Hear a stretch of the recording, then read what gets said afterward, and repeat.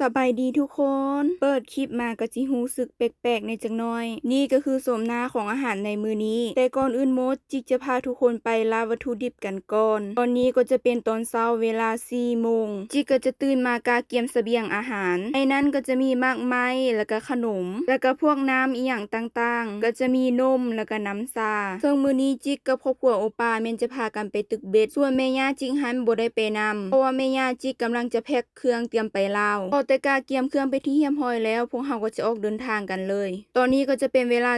4:46 นาที ตอนนี้กำลังออกจากเรือน เพื่อสิเดินทางไปที่ทะเลโซเฮลูกจากเรือนไปก็คือประมาณ1 ชั่วโมงก่อนจะฮอด เบิ่งสีหน้าของจิกก็คือดีใจแฮงตอนนี้จิกกับโอป้าก็คือใกล้จะฮอดแล้วอีก10 นาทีก็คือฮอดทะเลและแล้วพอแต่มาฮอดจิกก็จะนุ่งเสื้อแขนยาวแล้วก็ใส่หมวกเฮาต้องเตรียมตัวให้พร้อมได้เพราะว่ามื้อนี้นี่อากาศก็คือร้อนแฮงและหลังจากนั้นก็จะขนเครื่องออกจากรถส่วนโอป้านั้นก็จะเอารถหันไปจอดเพราะว่าบ่อนจอดรถหันอยู่ค่อนข้างไกลจิกก็เลยจะบ่ไปนำในขณะที่รอท่าโอป้านั้นจิกก็ได้เห็นเรือส่วนว่าเรือลำนี้ของไผก็บ่ฮู้แต่ว่าจิกหาทายทุกคนเบิ่งลืมบอกไปทุกคนพ่อปู่กับน้องชายจิกนะมาก่อนล่วงหน้าละเด้อเพื่อสิมากาเกียมเอาเรือหันออกและในตอนนี้จิกกำลังย่างที่จะไปขึ้นเรือส่วนว่าโอป้าหันขึ้นไปท่าอยู่เรือท่าแล้วและนี่ก็จะเป็นเรือของน้องชายโอป้าเฮาก็จะขี่เรือตัวนี้ล่ะไปตึกเบ็ดนะพอจะขึ้นมาหอดถึงเรือปุ๊บก็จะเจอน้องชายกับพ่อปู่กำลังกาเกียมเอาน้ำมันใส่เรือส่วนจิกหันพอแต่มาหอดจิกก็จะมากาเกียมในส่วนของเบ็ดอีหยังที่เฮ็ดช่วยเพิ่นได้เฮาก็เฮ็ดไปหั่นล่ะเนาะในตอนนี้จิกกำลังห้อยสายเบ็ดก็จะห้อยสายนี่กาเกียมปะไว้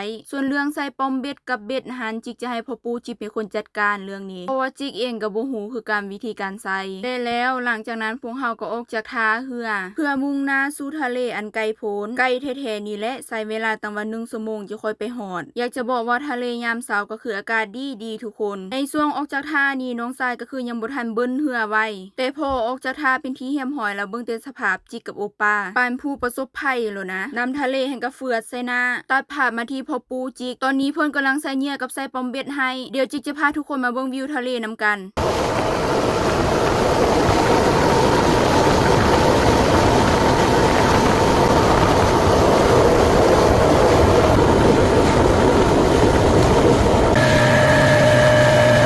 แล้วพวกเฮาก็มาฮอดที่หมายเป็นที่เหี่ยมหอยอีกลืมทายทุกคนเพราะว่าตึกเบ็ดมันมือแห้งและตอนนี้จิกำลังตึกเบ็ดเอาปลาหมึกตัวนี้ในภาษาไทยเขาจะเอิ้นปลาหมึกโวยวายหรือว่าปลาหมึกสายว่าจิกก็บ่ฮู้คือกันแต่ว่าในภาษาเกาหลีนั้นเขาจะเอิ้นว่าซุกุมิแต่จิกบ่มั่นใจว่าจิกออกเสียงถูกหรือบ่เดี๋ยวจิกจะแปะชื่อไว้ให้เบิ่งแต่จิกตึกแม่ทุกคนฮึดเอาเ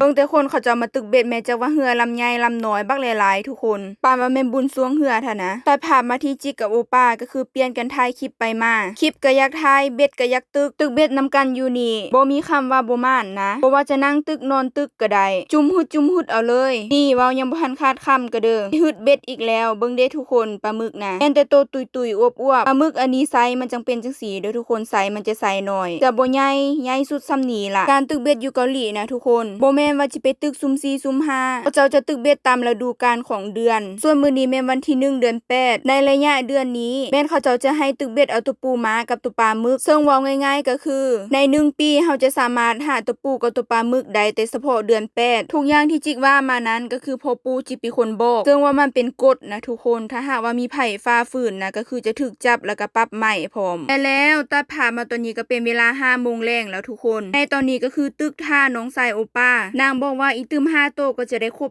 500 โตแล้วแต่ตอนนี้พวกเฮากำลังเดินทางกลับอยากจะบอกว่าบรรยากาศตอนแลงก็คืองามทุกคนบ่โดนเท่าใดพวกเฮาก็มาฮอดท่าเรือเป็นที่เหี่ยมหอยแล้วก็กำลังจะพากันขึ้นฟังท่าเรือตัวนี้เขาจะเอิ้นว่าท่าเรือโซแฮเบิ่งแต่เรือหั่นนะทุกคนจากลำใหญ่ลำน้อยมีครบเกือบทุกยี่ห้อแต่ถ้าถามชื่อนี่จิก็คือบ่ฮู้เด้อเรื่องเรือนี่จะบ่ได้ทายขั้นตอนต่อไปแล้วเด้อทุกคนเพราะว่าแบตโทรศัพท์หมดแล้วดังนั้นจิจะตัดภาพมาตอนที่จิฮอดเรือนเป็นที่เหี่ยมหอยแล้วพอดีมาฮอดเรือนก็พอดี8 โมงแลงแล้วทุกคนจิก็คือทายเครื่องไปที่เหี่ยมหอยแล้วตอนนี้กำลังจะห้างแต่งอยู่ครัวกินจิก็จะเฮ็ดอาหารแนวง่ายๆเอาเพราะว่าตอนนี้ก็ดึกแล้ว เมนูที่จิกจะเฮ็ดหั่นก็จะมีต้มมีใส่ปลาหมึกแล้วก็ลวกปลาหมึกกินกับแจ่วซีฟู้ดแต่นี่ก็จะเป็นปลาหมึกที่จิกไปตึกเบ็ดได้มามื้อนี้ในถุงนี้ก็จะเป็นปลาหมึกกระดองได้อยู่3โตวส่วนในถังนี้ก็จะเป็นปลาหมึกโวยวายหรือว่าปลาหมึกสายหั่นน่ะนี่ได้หลายที่จริงได้3ขู่ขาวทุกคนขู่ขาวใหญ่ๆที่เขาจะใส่น้ำสีหั่นนะแต่ว่าจิกเอาน้ำแม่ย่ามากินซ้ำนี้เพราะว่าอยู่เฮือนจิกมันบ่มีตู้เย็นใส่